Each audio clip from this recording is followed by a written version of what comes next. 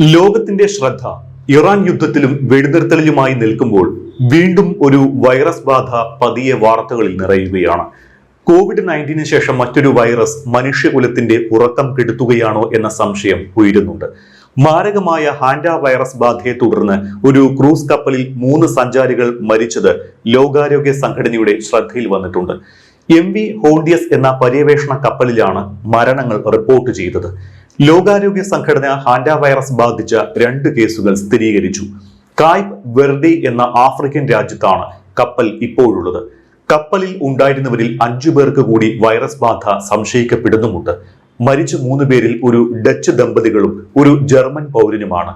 കൂടാതെ ഒരു ബ്രിട്ടീഷ് പൗരനെ കപ്പലിൽ നിന്ന് ഒഴിപ്പിച്ച് ദക്ഷിണാഫ്രിക്കയിൽ ചികിത്സയിലുമാക്കി. എന്താണ് ഈ ഹാൻഡ വൈറസ്? പ്രധാനമായും എലി വിസർജ്യം, മൂത്രം, ഉമിനീർ എന്നിവയുമായി ബന്ധപ്പെട്ട ഒരു വൈറൽ അണുബാധയാണ്. എലി മാലിന്യങ്ങളിൽ നിന്നുള്ള ചെറിയ കണികകൾ വായുവിലൂടെ കടന്ന് ശ്വസിക്കുമ്പോഴാണ് ഈ വൈറസ് പടരുന്നത്.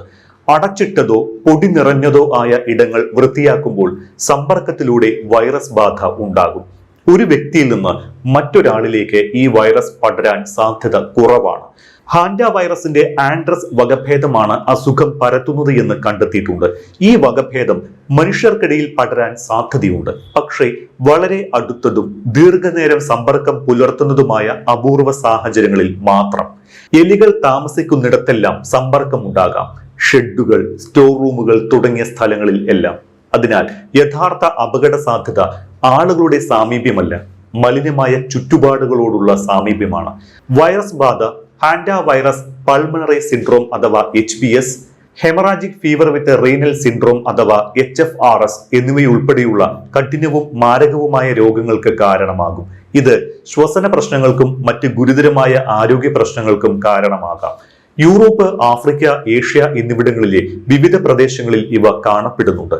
ഈ അണുബാധ പനി, പേശിവേദന, ക്ഷീണം എന്നിവയുൾപ്പെടെയുള്ള പനി പോലുള്ള ലക്ഷണങ്ങളിലേക്ക് നയിക്കുന്നുണ്ട്. വൈറസുമായി സമ്പർക്കം വന്നാൽ 1 മുതൽ 8 ആഴ്ചയ്ക്കുള്ളിൽ രോഗലക്ഷണം പ്രത്യക്ഷപ്പെടും. തുടർന്ന് ശ്വാസതടസ്സം, ചുമ, നെഞ്ചുവേദന എന്നിവ അനുഭവപ്പെടുന്നു. ഇതിന് സമയബന്ധിതമായ വൈദ്യചികിത്സ ലഭിച്ചില്ലെങ്കിൽ പെട്ടെന്ന് തന്നെ അക്യൂട്ട് റെസ്പിറേറ്ററി ഡിസ്ട്രസ് ആയും ജീവൻ അപകടപ്പെടുത്തുന്ന സാഹചര്യവും ഉണ്ടാകും. MV ഹോണ്ടിയസ് എന്ന കപ്പൽ ഏപ്രിൽ 1 തെക്കൻ അർജന്റീനയിൽ നിന്നാണ് പുറപ്പെട്ടത്.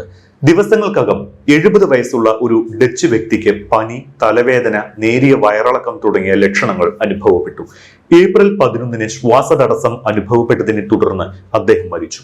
ബ്രിട്ടീഷ് ദ്വീപ പ്രദേശങ്ങളായ സൗത്ത് ജോർജിയയ്ക്കും സൗത്ത് അറ്റ്ലാന്റിക്കിലെ സെന്റ് ഹെലീനയ്ക്കും ഇടയിൽ കപ്പൽ എത്തിയപ്പോഴായിരുന്നു ഈ ഒരു മരണം. മരണകാരണം തിരിച്ചറിയാൻ കഴിഞ്ഞിട്ടില്ല എന്ന് ക്രൂസ് കമ്പനിയായ ഓഷ്യൻ വൈഡ് എക്സ്പെഡിഷൻസ് അറിയിച്ചിട്ടുണ്ട്. എന്നിട്ടും 2 ആഴ്ചയോളം ഈ കപ്പൽ യാത്ര തുടർന്നു. സെന്റ് ഹെലീനയിൽ എത്തിയപ്പോൾ ഏപ്രിൽ 24 മൃതദേഹം കപ്പലിൽ നിന്ന് മാറ്റി. 69 വയസ്സുള്ള ഭാര്യ മൃതദേഹത്തോടൊപ്പം ദക്ഷിണാഫ്രിക്കയിലേക്ക് പറക്കുകയും ചെയ്തു. തൊട്ടടുത്ത ദിവസം വിമാനയാത്രക്കിടെ അവർ രോഗലക്ഷണങ്ങൾ കാണിച്ചു. വിമാനത്താവളത്തിൽ കുഴഞ്ഞു വീണ് മരിച്ചു. 3ാമത് മരിച്ചത് ഒരു ജർമ്മൻ സ്ത്രീയാണ്. കപ്പൽ കേപ്പ് വെർഡയിലേക്ക് തിരിക്കുമ്പോഴായിരുന്നു ഈ മരണം. അസുഖം ബാധിച്ച് 4 ദിവസത്തിന് ശേഷം അവർ മരിച്ചു.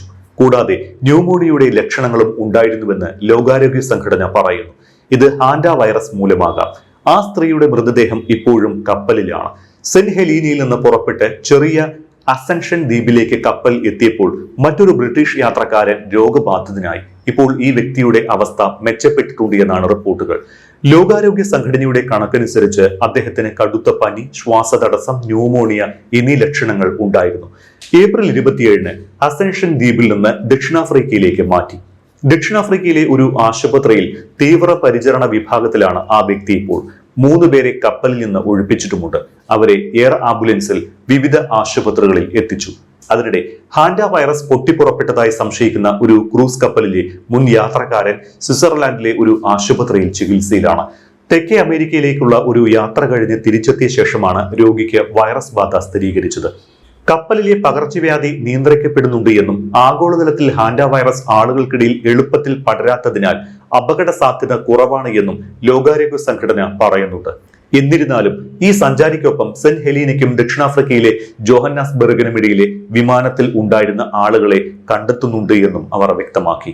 COVID-19 മഹാമാരിയെ അനുസ്മരിപ്പിക്കുന്ന ലോക്ക്ഡൌണിൽ യാത്രക്കാരെയും ജീവനക്കാരെയും ക്യാബിനുകളിൽ പരമാവധി ശാരീരിക അകലം പാലിപ്പിച്ചുകൊണ്ട് ഐസൊലേറ്റ് ചെയ്തിട്ടുണ്ട് എന്നാണ് ലോകാരോഗ്യ സംഘടന പറയുന്നത്.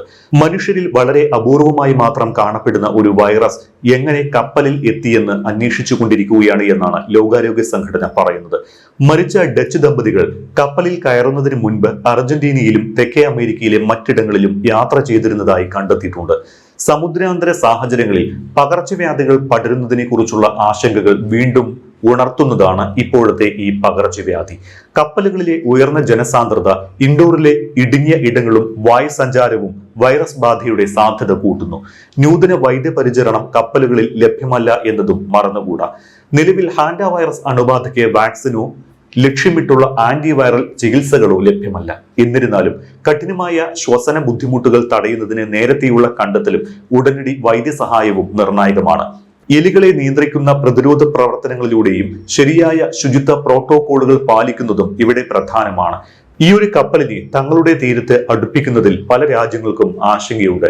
കാനറി ഐലൻഡ്സ് പ്രസിഡന്റ് ഫെർണാണ്ടോ ക്ലാവിജോ കപ്പൽ അവരുടെ തീരത്ത് ഡോക്ക് ചെയ്യാനുള്ള സ്പെയിനിന്റെ നിർദ്ദേശത്തെ പരസ്യമായി എതിർക്കുകയും ചെയ്തിട്ടുണ്ട്.